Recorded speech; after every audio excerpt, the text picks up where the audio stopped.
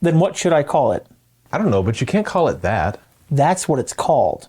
What if you wanted to ask a person who speaks Chinese? Mandarin? Then it can't be called the Chinese room. What language do you use then? I would probably just swap it out with another language. But you see the difficulty with that. Can I remind you that you're the one that brought this up in the first place? The problem is there's no universal way to refer to the thought experiment. I finally agreed to discuss free will with you, and you want to argue semantics. I'm arguing semiotics. Actually, you're not. You all right? Yeah, no, just deja vu. Not deja vu. Deja vecu? Figure that out. I can wait. Never mind. I'm done.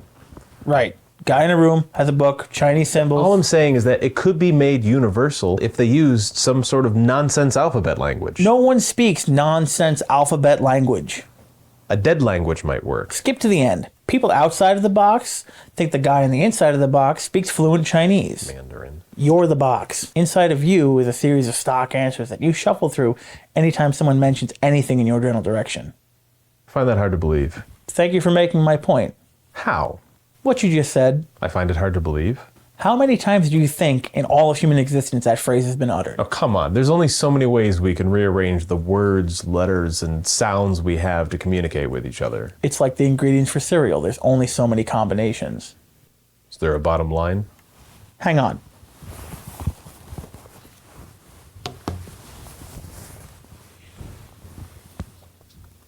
Okay, I have one. Say you were to walk into your local cloning facility. Did I not just tell you to hang on? Do you not have a cloning facility in your neighborhood? No one does anywhere because it's not a real thing. Just shut up for 10 more seconds.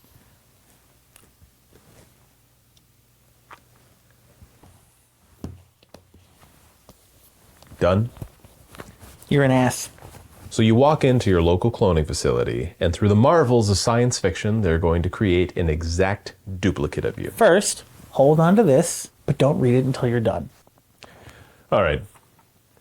So you spend the night in the cloning facility, and when you wake up, there's a piece of paper and a pencil in your room. A disembodied voice comes on a loudspeaker and informs you that both you and your clone are listening to this message, and they want you to draw the first thing that comes to your mind. We draw the same thing. I wasn't finished. You're saying me and my clone, up to this point, have had the exact same experiences. Correct. We draw the same thing every time. Unless there's some sort of new stimuli for one of us to pull from, we draw the same thing. A wise man once said, Wisdom only has the appearance of meaning. between stimulus and response, there's a space, and in that space is our power to choose our response. Fancy. You have a better quote? It can wait. I don't think you draw the same thing. Oh no? Hey Disco, Yes, Vegas. I wrote you a story. Cool. You want to hear it? Sure. Okay, here it goes. Pick up the paper, genius.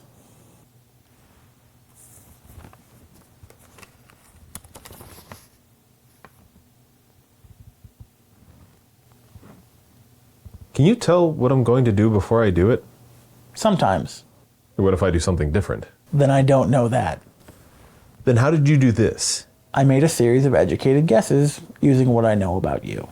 And what do you know about me? That you're a simple, simple man. What if I were to... No. I didn't even finish my... No. I didn't finish my... No. You were going to do a series of random movements accompanied by some sort of awkward noise to show me the uniqueness of human action. And I won't have that going on in my field of vision. Not what I was going to do. Fine, Sergeant Grumbles. What were you going to do? I have a better version of your thought experiment. That's subjective, but okay. Same setup, but you and your clone are in the same room. The disembodied voice comes and says that due to a power outage, they can't tell which of you is original and which one is the clone. Don't they have backups? No, they lost everything. What about the cloud? What about everything wouldn't include the cloud? I'm covering my bases, making sure there isn't some trick answer or random variable that I'm missing. It's your hypothetical. Then in that case, I know that I'm me. Your clone knows you're you too. We could ask each other a series of questions, because maybe there's something that I remember that the clone doesn't. Like maybe there's gap in our knowledge, something that didn't transfer to his memory. Carbon dating. The answer you're looking for is carbon dating. Does anyone use carbon dating anymore? The point is, you'd have to go to an outside source. You wouldn't be able to figure this one out. It's still a trick answer. It's just a variable you didn't consider, Heisenberg. You've heard of chaos theory? Yes, let's discuss this entirely new topic. Predictability in complex systems? I know what it is. So you should know that there are deterministic systems that exhibit behaviors that are impossible to predict. Call it. Heads.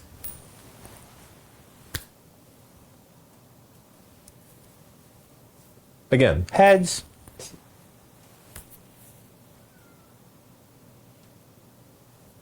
One more time. It's heads.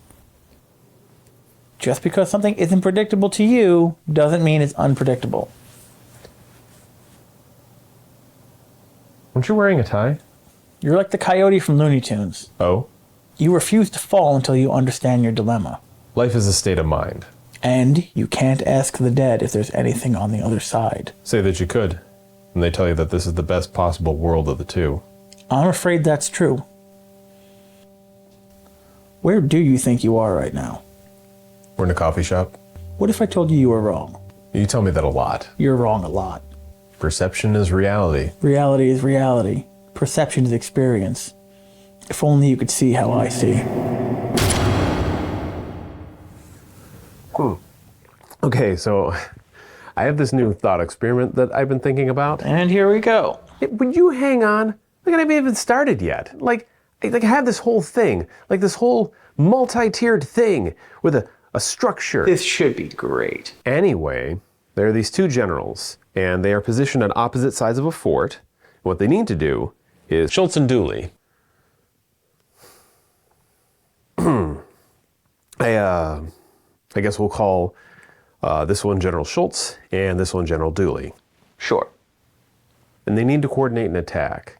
But their communications are down. They don't have any cell phones. They don't have any radios. Mutt and Jeff. You all right? Yeah. So the question is, how will they coordinate this attack? Because... Mitchell and Webb. Oh my gosh, stop. Stop what? Not you. You all right? I'm fine. Sorry. Okay. You know what? Let's start over.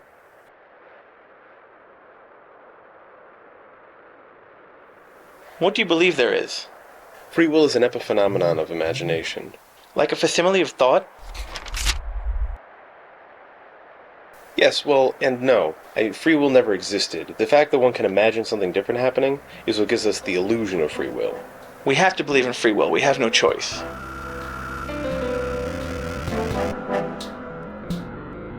So you're saying that whether or not we have free will wouldn't change the outcome of our actions? I'm saying it's like a blind man searching for a black cat in a dark room. And guess what? It isn't there. Why wouldn't the room be there? I know you think you understand what you thought I said, but I'm not sure you realize that what you heard is not what I meant.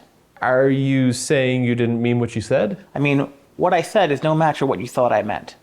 Meaning... If achieving the goal isn't and can't be the purpose of the pursuit, then the reason defaults to the activity itself. Wait, why make him blind? I mean, he's already in a dark room. It's a collection of redundancies on purpose. Intentional superfluous excess deliberately? Check out the big brain on bread. Wouldn't being blind give an advantage over somebody who relies on sight? Redundancies are there to emphasize futility. And why a black cat? If the room is dark, the cat could be any color. There is no cat in the room to begin with, so it doesn't matter. If it were a race, I bet the blind person would find the cat before the person with perfect vision. Clearly, we need a different example. And furthermore... Imagine the world ended. This is similar how? Whatever caused it to end is entirely unknown to you. Why? Because I don't watch the news? There is no news. You woke up one morning and the world had come to an end. How long was I asleep? Was I in a coma? If you lived the rest of your life, not knowing what caused the end of the world, would it matter?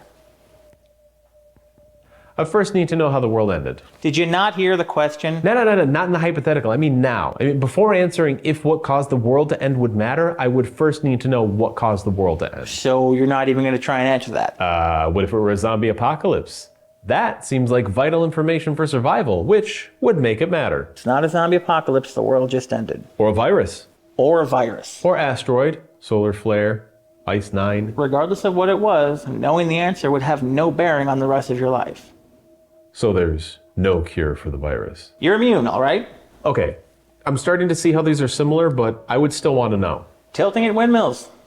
Your favorite pastime. Because I think knowing whether or not we have free will would change the outcome of our actions. All right.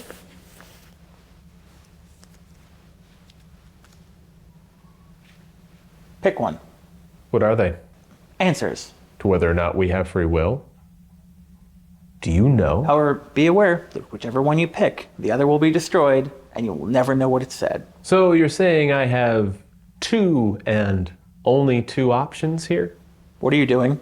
Two choices, if you will. You're trying to bait me. When in fact, there's a third option. And here we go. I choose neither. neither.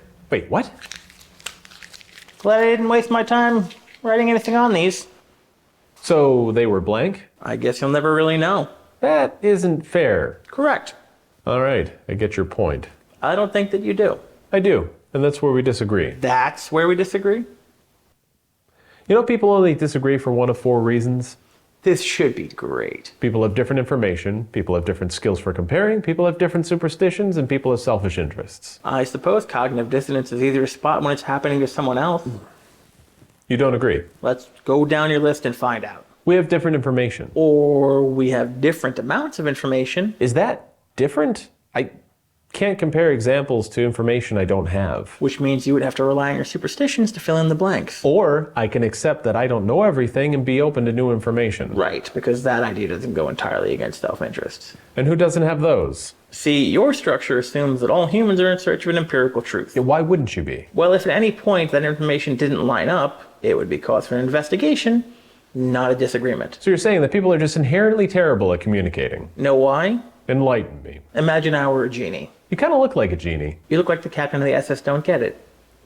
So, you don't screw this up, I'm going to tell you what to wish for. You're a bad genie. You have no idea. Fine. What am I wishing for? Money. I'm sure the answer you want is $1 million? Well, Congratulations, you are now the proud owner of $1 million of Monopoly money. that's not what I wished for. Doesn't matter.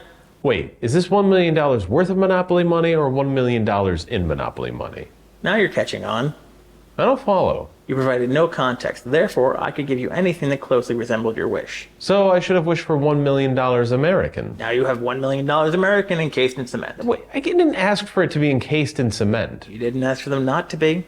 I didn't think I had to. The point you're missing is that you're projecting your worldview without realizing it. Are you calling me egocentric? I'm saying you have a framework of unconscious expectations based on previous experiences. And that's how you think choices are made? Intuition, bias, common sense, these are all learned responses. Yeah, learned responses that can't be directly observed in a subject. In oneself or in others.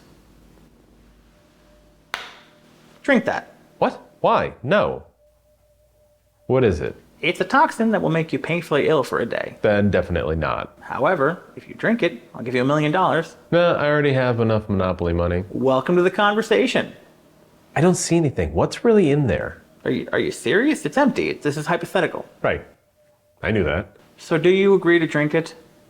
Sure. And there's the catch. There's always a catch. You only have to intend to drink it by tomorrow afternoon. All right, I'll have it with lunch. However, in the morning, you can choose not to drink the toxin. Do I still get the Monopoly money?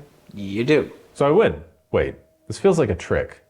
What did you just do? Prove to me that you intended to drink the toxin before you change your mind. I said I would. And then you didn't. You said I didn't have to. I also said you needed to intend to drink it. Which I did. But you can't prove. You were there when I said I would. At the very start, you said you didn't want to. And I changed my mind. Why did you change your mind? Because you said I didn't have to. But I also said you had to intend to. And I have the unique ability to dislike and therefore try to avoid pain. At some point, you may have intended to drink it, but the moment I said you could choose not to, your intention changed. No, I just changed my mind.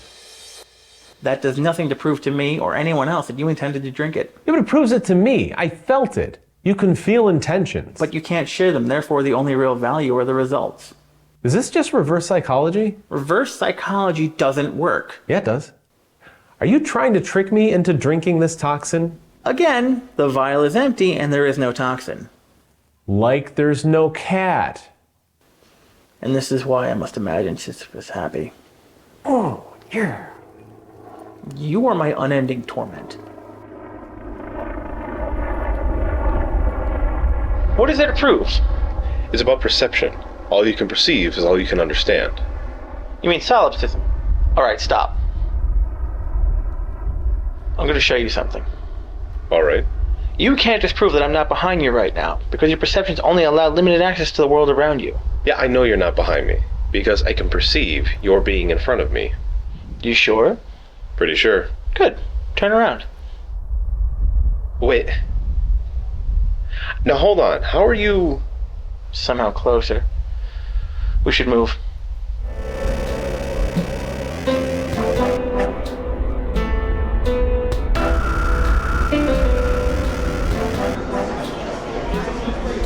Okay, so I have this thought experiment that I've been thinking about. And here we go.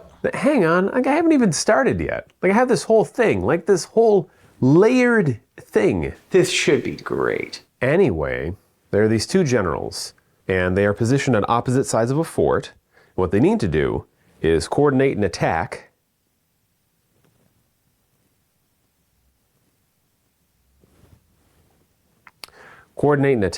But their communications are down. So the question becomes, how are they going to coordinate this attack? Because, and I forgot to mention this part earlier, if they don't attack at the exact same time, they'll both completely and utterly fail. And there's the catch. Exactly. So, General Schultz thinks to send a messenger over to General Dooley with a message that says the plan is to attack... Aziraphale and Crowley. Nope. Start over. What was I saying? What bothers me most is denying natural impulses. Yes, I mean, no. I mean, thoughts. Thoughts are immediate. They just apparate. Not a real word. All right. Like if I say, don't think of a black cat, what do you think of? Joseph Gordon-Levitt. I get it. You're trying to argue free will, and I'm trying to point out that when you deny your urges, it's inherently wrong. It's the same thing. No, because according to you, you should act one way and think another, or I believe you should think how you act. Are you trying to make me look stupid? Believe it or not, there are areas where you don't need my help. Think of it more of me giving you the opportunity to sound smart, which you'll fail at. That's not what I'm asking you. You wanted to know if we've done this before, and we have. No, last time you asked me about the world ending. Which you never really answered. This is about whether or not... Wait, I answered you? This is about a different way the world ended. No, the world is still there. It's just that you are the only person on it. So, the same? What happened to everyone else? They're gone. You're the only person left. They left without you. Did they not like you? Why did they collectively decide to get up and leave? No, they just disappeared one day. So nothing works. You let me finish? Animal life is also gone. And somehow you know, instinctually, that no one is ever coming back. And existence is now solitude. Move on. By some means, there is an infinite power supply, and supermarkets stay fully stocked. So I don't have to work? This isn't about work. Because you removed the need for work. What I'm trying to outline here is that your options for what to do are the same as they are right now. Minus you. Except with everyone gone, you'd have a considerable amount of time to pursue whatever it is that you wanted to do. The question is, would you still create? Create what? Art. Well, you didn't say that. You just said create. At which point I would have said yes. So you don't think you'd make art? I don't think any logical person would. What about passing the time by painting, or humming to yourself, or cooking soup? You think cooking soup is art? Yes. No. I mean, Art by definition is a form of expression. It's not that hard of a question when you think about it like that. Well, what would you do then? Nothing. I'm content to watch the trees turn to dust. I suppose you'd run yourself ragged. Like Albert Camus once said, the struggle itself is enough to fill a man's heart. See, everyone has imagined themselves at one time or another being the last person alive. Or imagine their own funeral. Or being the survivor of the apocalypse. Survive the zombie apocalypse. Or on a desert island. Desert island. No, that one is just you. Is it? You want a real scenario that people should think about. How about the puzzle of Earth and where we should fit in? You do the edges first. Earth has a shelf life. At some point, everything will just no longer be there. Will it leave a forwarding address? Considering this, if everyone actually cared about what they claim to care about, then everyone on the planet would be scientists. That doesn't sound sustainable. There is a finite number of non-renewable resources that people will one day need to escape this planet. That's not exactly a new thing to point at. Exactly. Yeah. Exactly what? It's not new. Everyone knows this in the same way that they know that they'll someday die. And just everyone continues to ignore it the same way that they do their taxes. If everyone was a scientist, who would make candy? Confectionery physicists. Oh. Does it matter if we don't start working on the problem of escaping Earth right now? I don't know. Have you ever missed a deadline? It's a pretty far off deadline. Said the hare. Does that make you the tortoise? No, I'm the ant that prepares for the inevitable. Don't ants work in teams? Also, it's pronounced Camus. You know what else everyone has thought about? Strangling you? What if you only had 24 hours left to live? Are you suggesting that I would be doing something different from what I'm doing now? Everybody would be doing something different than whatever they're doing right now. That's the same question as the world ending, but with different wallpaper. Except this one is more lonely. It asks, what would you do differently if you knew that you were dying? Thing is, we just established that everybody already knows that they're dying. Really don't think anybody would do anything any different. You don't want me to unpack that. Let's just say it's fun to think about things without consequences, which is Fantasyland, because everything is interconnected. The most merciful thing in the world, I think, is the inability for the human mind to correlate all of its contents. Yes, heaven forbid you remember the meaning of Memento Mori. Are you trying to make me look stupid?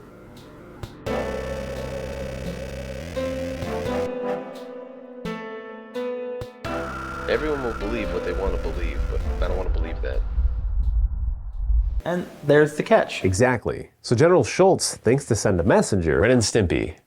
Start over. And there's the catch. Exactly. So General Schultz. Bert and Ernie. Again. So General Schultz sends a messenger. Statler and Waldorf. With a message that says, mac and cheese. The plan is to attack. Peanut butter and jelly. Right, enough. You all right? I'm fine.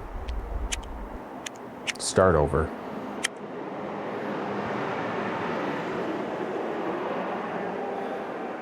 The hell is taking so long?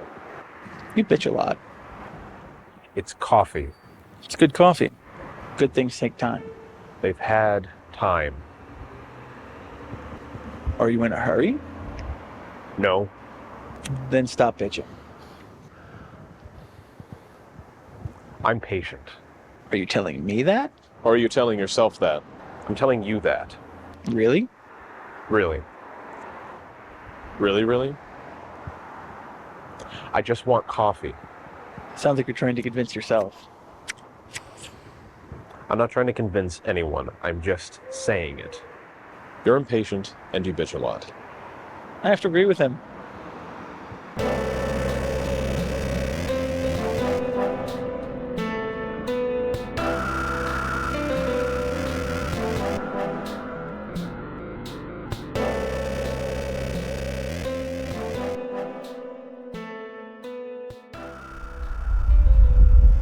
Where are you going?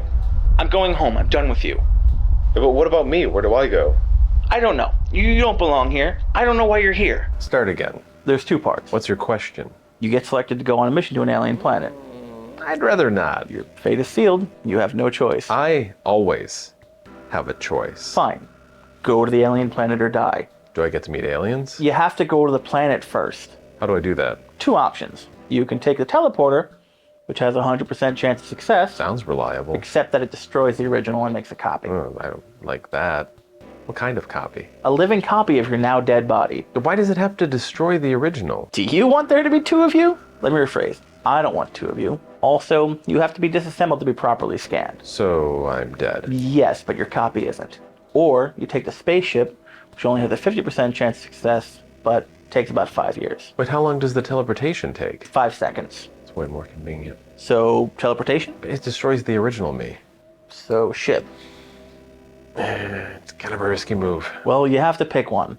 I didn't want to go in the first place. There's still a second half to this. Pick.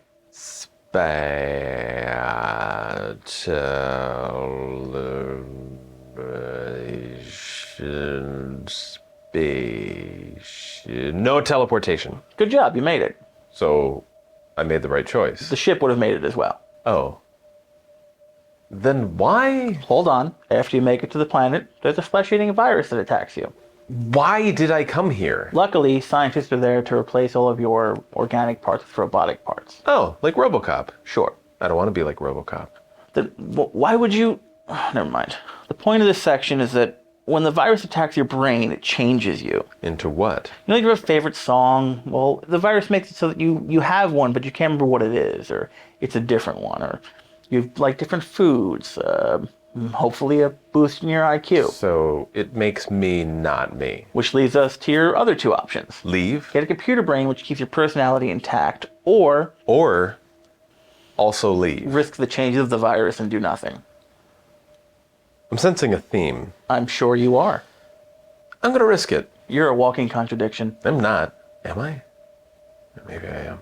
I don't know. What do you think? Are you serious? I just told you. Told me what? The virus was cured and everybody whose personality was changed gets changed back. Like the factory settings? Sure. What about the computer brain people? They keep their computer brains. So I survived, and I got to keep my original brain. Well, except it's a copy. Oh, that's right. You've also destroyed your identity twice. What?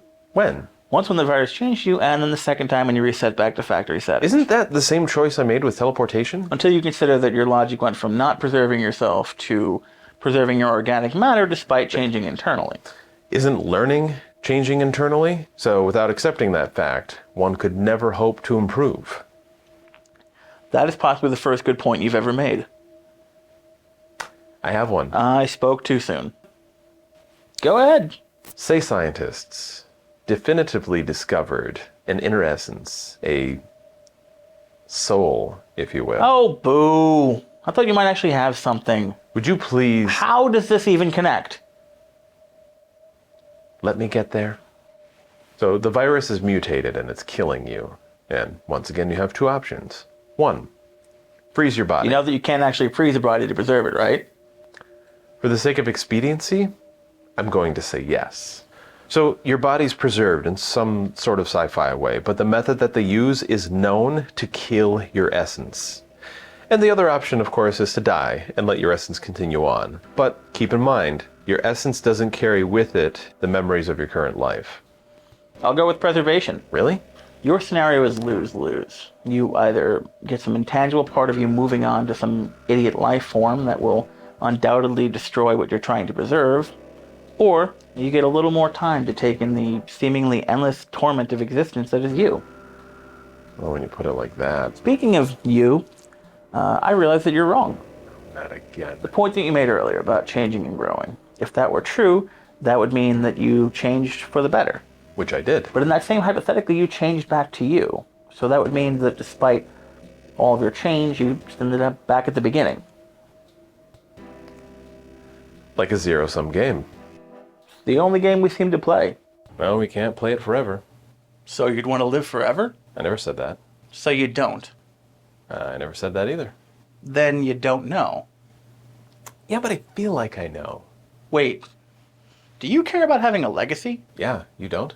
You can barely retain these conversations. You're ephemeral. Without memory, even more so. Why should it matter? Why should you care? The bored or boring, the forgetful forgotten. Even if I weren't making memories, which I am, I would still want that sensation to continue. So you can feel like you know your own memories?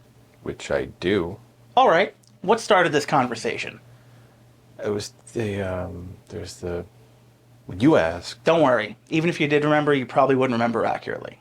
But even the shadow of a memory of something that happened, however inaccurate, has intrinsic value. What are you trying to preserve? Identity, things, places, moments? Why? When all those things vanish along with you, and you've squandered every opportunity to tell anyone your story, those memories will be forgotten with the inevitable heat death of the universe. At that point, even the most preserved of us will vanish forever. You don't know that. Neither do you. Neither do I what? You're implying that my not knowing that for certain means that something might be preserved, and you can't know that for sure either. Then the only place that we differ is how we choose to react.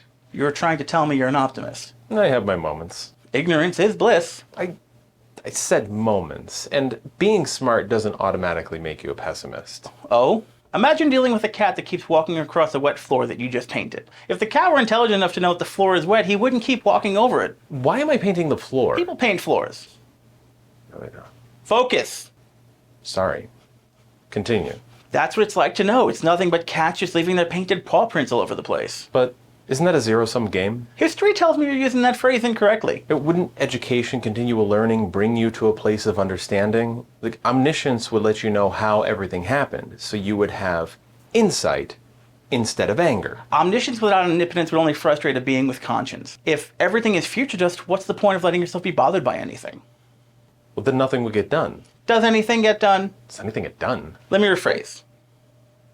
Does it matter if anything gets done? Yes. I was hoping you'd contradict yourself before we got started.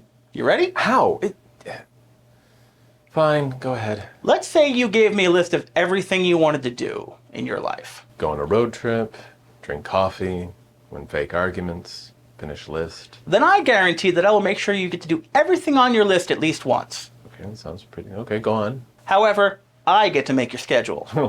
Absolutely not. The alternative is that I leave you to your own devices, and there may be some things on your list that you never get to.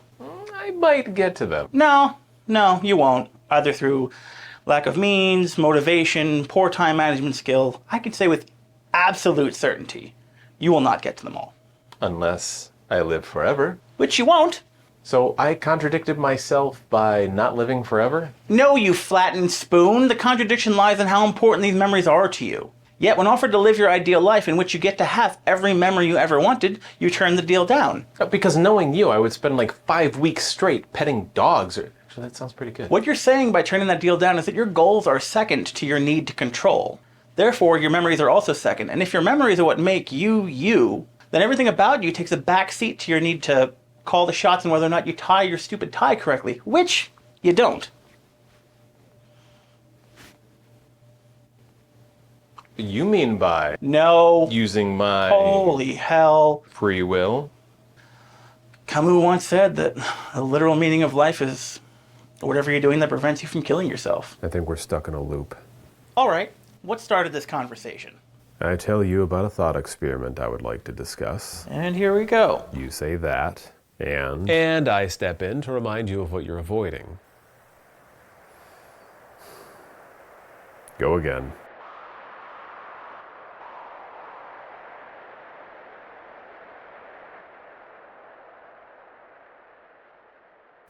So I have this thought experiment. And here we go. Hang on, I haven't even started yet. Dante and Virgil. Yeah, would you knock it off? Dante and Randall? That's it. You. Me.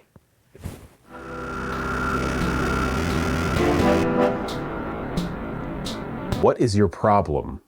Oh, I don't have a problem. Are you insinuating that I'm the one with the problem? I didn't say that either.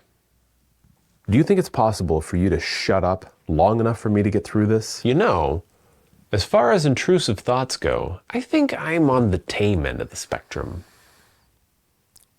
Yes or no? I will do my best. I guess that's better than nothing, thank you. So you're, what? Just not gonna tell him? Not gonna bring it up? Yeah, you're definitely the one with the problem. Start over.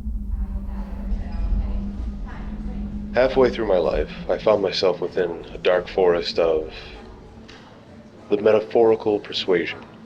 My straightforward path had somehow been lost, but my direct path to the inevitable remained exceptionally visible.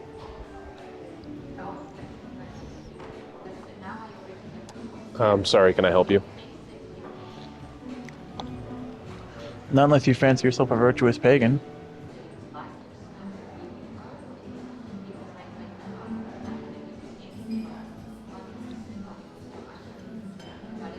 Is there a reason you're sitting at my table? This chair was empty. So you just sat down. You know, why not wait for a table to open up? You don't travel, do you? Excuse me? When I was in Europe, sharing a table with strangers was common. In Japan, it's normal to bathe together. Once, I had 3 people sit down and join me for breakfast. In the bath? Okay, stop that. Stop what?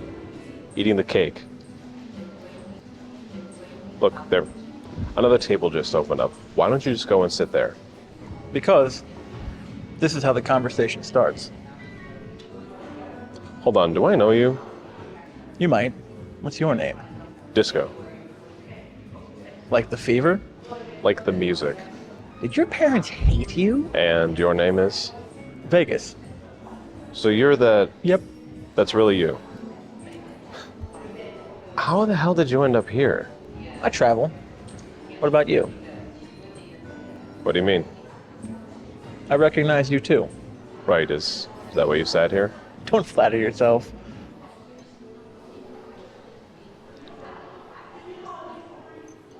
I'm traveling too. Are you heading towards something or away from something? Now I'm not so sure. So how about you, Vegas? Are you traveling towards something or away from something? Just traveling. How far? Never know that till I get there. Could you be more vague? Thee it behooves to take another road, if from this savage place thou would escape. Right, you can. Of course you can.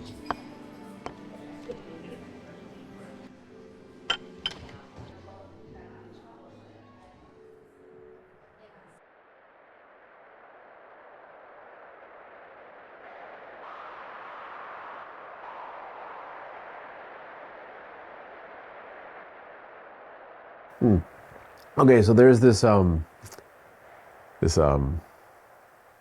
experiment. This should be great. I don't know if this is working. Why? I just keep getting interrupted. Like whenever I try to finish a thought, it gets interrupted, and then I just have to start over. I mean, does that ever happen to you? Sometimes.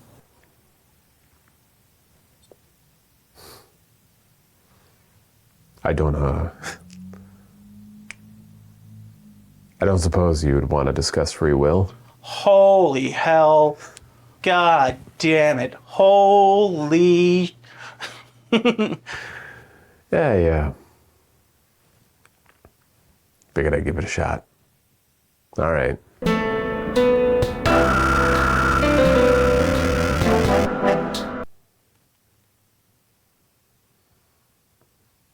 What are you doing?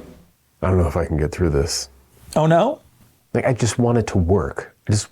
I wanted one more, you know? Like, maybe it's the topic. Maybe it's the wrong thought experiment. If there are other ones, like other thought experiments, if maybe talked about one of those. Figure that out. I can wait. Oh, okay, so there's Mary's room, Gavagani,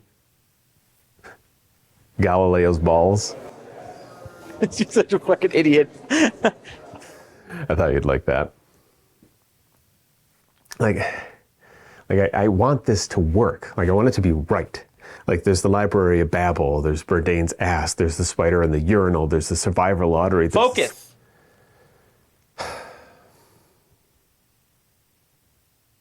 At which point, this general realizes that general has no way of knowing that message was received. So what he does is he sends the messenger back. And at this point, I think you could tell where this whole thing is headed. So nothing works. That's human interaction. That's us. We just keep sending messages back and forth. And even though they're clear, they're somehow also incomplete. Fancy.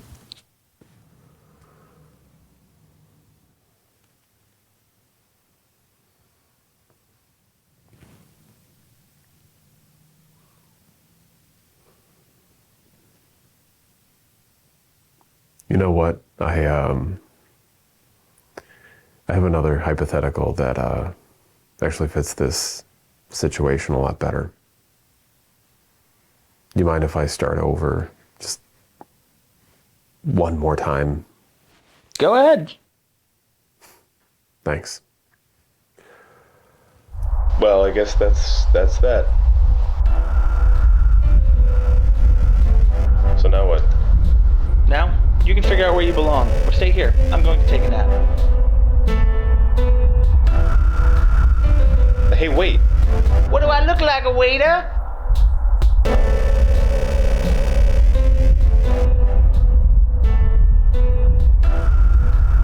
So I haven't really rehearsed this one, so just forgive me if I get it wrong. You're wrong a lot. Thanks. Anyway, so there's this mad scientist who, through the marvels of science fiction, has managed to create a machine that allows you to interact with the you inside of someone else's mind. Why? Okay, say you and I were hooked up to the machine. Okay, the machine would allow me to interact with the version of me that you hold in your head. Right? It's your hypothetical. Well, here's the thing. The machine already exists. Really? It's just an allegory for the mind. I mean, we all do this. It happens automatically. Know why? My guess is so I can consult with the version of you that I have in my head to figure out whether or not something would annoy you, or make you laugh, or any number of things. Then you don't know. No, I don't. It's basically like having a tiny ghost that lives inside of your head. And it spits out forecasts that, aren't always accurate. But, it's all we have to hold on to. What are you trying to preserve? This, I guess. I mean, you're gone, and I miss you. It's annoying because, I'll always miss you. It's not like this ghost of you inside of my head ever takes a day off. When you died, I couldn't stand seeing other duos out there, going off on their adventures when ours had been cut short.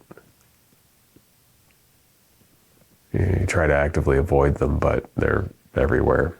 So,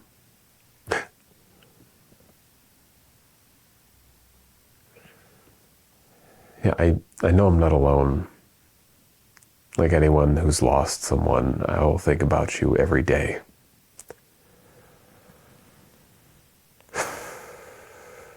It's just the reality of it. Nothing I can do about that. But I still have a piece of you inside of my head.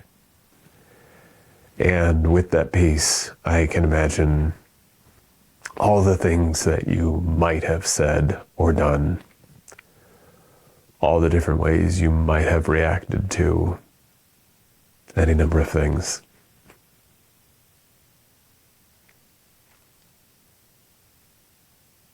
And that'll have to be enough.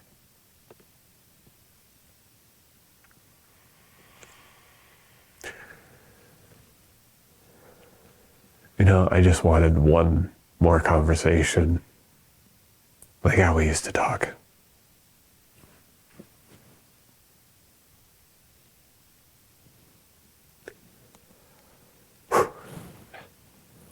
But I have to let that go.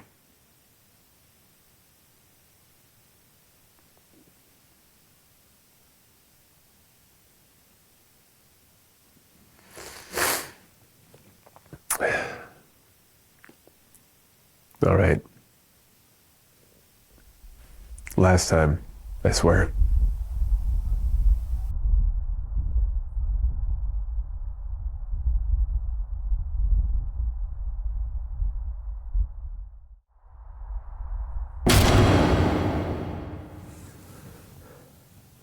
Wait, weren't we just in the desert? What's the matter? Reality falling down around you? Why is it cold? When do you think it was that you last saw me? I don't know, like 20 minutes ago? It's been almost 4 years. What, dog ears? It's not possible. There is no escape for those who think they are free. Now suddenly we're not free. Oh, I don't know. Can you suddenly control the laws of physics? No. Did you seriously just answer that? Let's take reality. You and I are both here. We can agree that we're here. We know that this room is real and this chairs are real. But your reasoning behind why it is real is not accurate.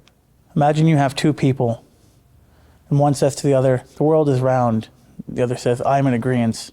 The first says, we know the world is round because we're all obviously on the back of a giant turtle, and the turtle shells are round. That man has his fact correct, but his reasoning is inaccurate. That's just bad luck. Luck, chaos theory, free will, it all boils down to random chance. And whatever we have to say about it is nothing but Sound and fury. told by an idiot.